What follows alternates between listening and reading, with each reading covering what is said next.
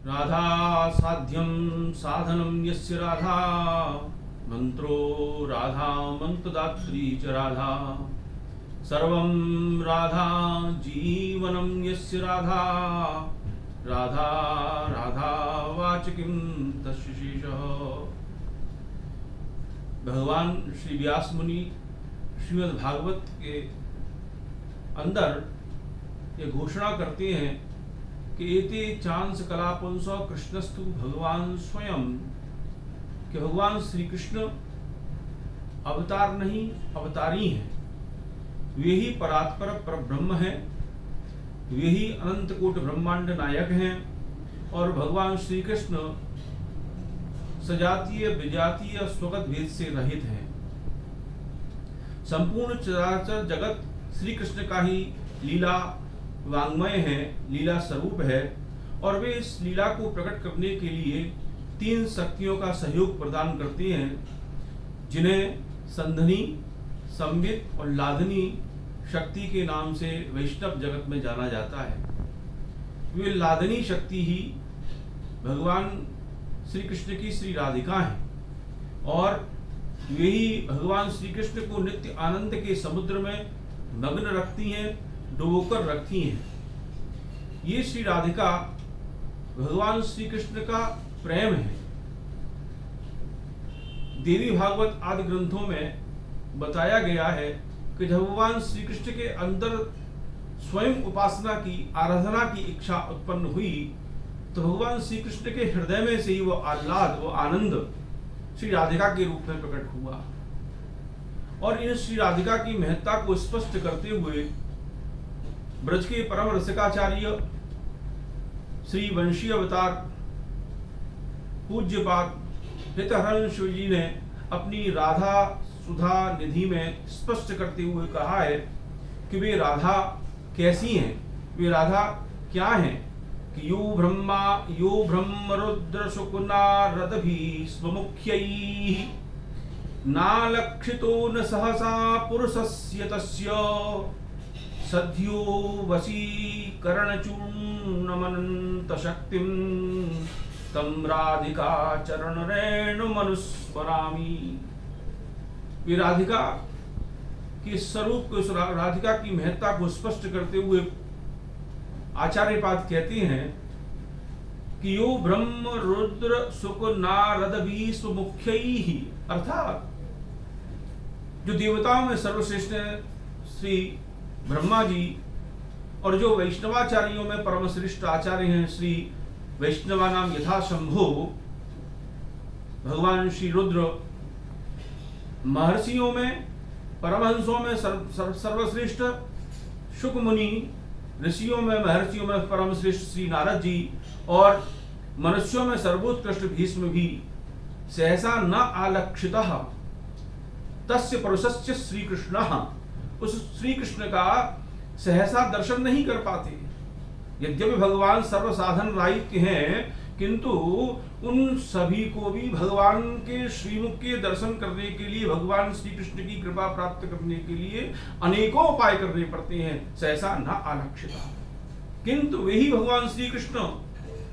अब श्री राधिका की महत्ता को स्पष्ट करते हुए आचार्यपाद कहते हैं कि सद्यो वशीकरण चूर्ण मनंत शक्तिम, सद्य वशीकरण, तुरंत सद्य एकदम श्री राधिका चरण रेणु मनुस्मरामी, वो श्री राधिका की चरण का एक रेणु भी उन श्री कृष्ण को बस में करने के लिए, सद्य बस में करने के लिए अनंत शक्ति को अपने अंदर समाहित करके रखता है। ऐसी श्री राधिका जी के चरण कमल को मैं बार बार प्रणाम करता हूँ, स्मरण करता हूँ, वंदन करता हूँ। इन्हीं अन्यान्य भावों को स्पष्ट करते हुए 20वीं सदी के आचार्य प्रोफेसर पूज्यपाद गुरुदेव प्रोफेसर रसिक बिहारी जोशी जी अपने श्री राधा पंचशती नामक ग्रंथ में कितनी सुंदर उद्भावना समाधिस्थ भाव को स्पष्ट करते हैं कि जब भगवान श्री कृष्ण सखी, सहचरी, अनुचरी आदि की कृपा को प्राप्त करके नित्य नीला कुंज में प्रवेश करते हैं तो बस श्री राधिका जी विराजमान है।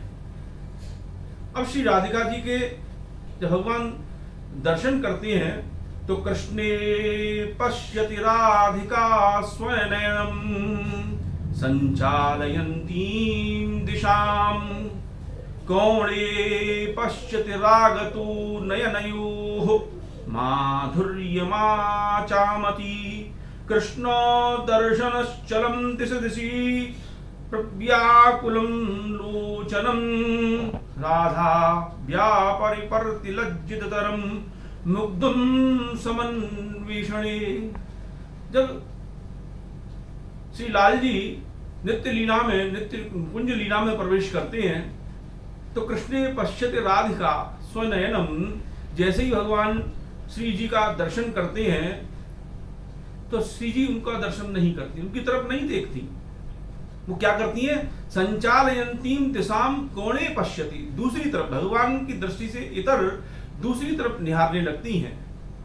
तो भगवान व्याकुल होकर के आनंद में मग्न होकर के उन श्री जी का पुनः दर्शन अपने हृदयस्थ जब करने लग जाते हैं, जब श्री जी उनकी तरफ नहीं देख रही हैं तो व्याकुलता के साथ अपने हृदयस्थ श्री किशोरी जी का दर्शन करने के लिए वो प्रवृत्त होते हैं और ध्यानस्थ होते हैं कोणे। तभी श्री किशोरी जी क्या करती हैं कि रागतो नयनयो माधुर्यमाचामति, ऐसे श्री कृष्ण का जो ध्यान में श्री राधिका जी की श्री किशोरी जी के चरण कमल का ध्यान कर रहे हैं, वे किशोरी जी पुनः प्रेम के साथ, प्रेम में परिपूर्ण होकर के आह्लादमयी है, पुनः श्री कृष्ण के रस माधुरी का, रूप माधुरी का पान करने लगती हैं। और जब यदि उन्हें कृष्ण का दर्शन नहीं होता किशोरी जी को तो सर्वत्र अदर्शनतश्चलम दिशि दिशि प्रव्याकुलम लोचनम, किशोरी जी दसों दिशाओं में सर्वत्र श्री कृष्ण का दर्शन करने की इच्छा रखती हैं। और सखी आदि सहचरी आदि के मध्य में होने पर वह थोड़ी सी व्यापर्ति लज्जतरम मुग्धम समन्वेषणे, मुग्ध होकर के लज्जा से युक्त होकर के श्री किशोरी जी श्री कृष्ण के दर्शन की लालसा में चारों तरफ देखती हैं। ऐसी श्री किशोरी जी हमारे ऊपर कृपा करें।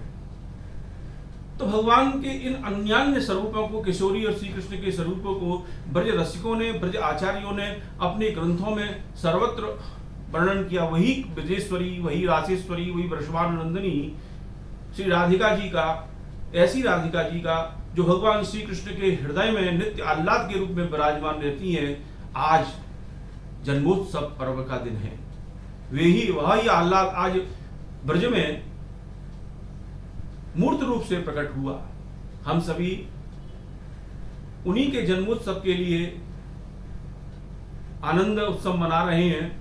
यह श्री राधिका जी भाद्रपद शुक्ल पक्ष की सप्तमी की रात्रि और अष्टमी की प्रातः काल जिनका जन्म हुआ, प्रातः काल पूरे ब्रज में इनका जन्मोत्सव मनाया जाएगा। जिस प्रकार वैष्णवों ने, जिस प्रकार सभी ने श्री कृष्ण जन्मोत्सव को मनाया, उसी प्रकार, उसी तरह उन्हीं श्री राधिका जी का जन्मोत्सव राधाष्टमी के दिन वृंदावन, बरसाना, रावल आदि स्थानों पर बड़े धूमधाम के साथ मनाया जा रहा है। इस उत्सव को व्यास मुनि ने नंदोत्सव के समय भी स्पष्ट किया, प्रकट किया है वहां प्रथम श्लोक के अंदर कि नंदस्त्वात्पन्ने जाताल्लादो महामना आहूय विप्पान वेदज्ञान स्नातः सुचरणकृतः, कि मानो व्यास मुनि वहां कह रहे हैं कि आज नंदोत्सव का नंदोत्सव है, नंदनंदन का जन्मोत्सव है, किंतु जाताल्लादो महामनाया श्री किशोरी जी, श्री वृषभानुनंदिनी तो पूर्व में आह्लाद मूर्त रूप में उत्पन्न श्री राधिका जी के रूप में हो गया है। तो उन्हीं का जन्मोत्सव आज सभी वैष्णवों के घर में, पूरे ब्रह्मांड में बड़े हर्षोल्लास के साथ मनाया जा रहा है। तो मैं सभी को श्री राधा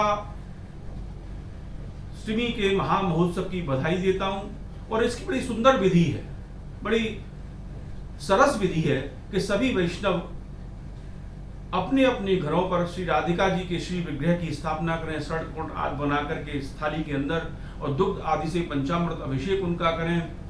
राधिका जी का श्री विग्रह न हो तो शालिग्राम आदि विग्रहों को रख करके भगवान का अभिषेक करें, श्री जी का अभिषेक करें। यदि वो भी ना हो तो श्री एक थाली पर लेकर श्री राधा नाम लिख करके उस राधा नाम के ऊपर श्री किशोरी जी के जन्मोत्सव का अभिषेक करते हुए बड़े उल्लास के साथ इस राधाष्टमी के पर्व को, इस राधाष्टमी के महामहोत्सव को मनाएं। श्री किशोरी जी हम सब पर कृपा करें और हम सबको श्री कृष्णान्वेषण में श्री कृष्ण के सन्मुख उपस्थित कर दें, श्री कृष्ण की कृपा हमें प्राप्त कराएं।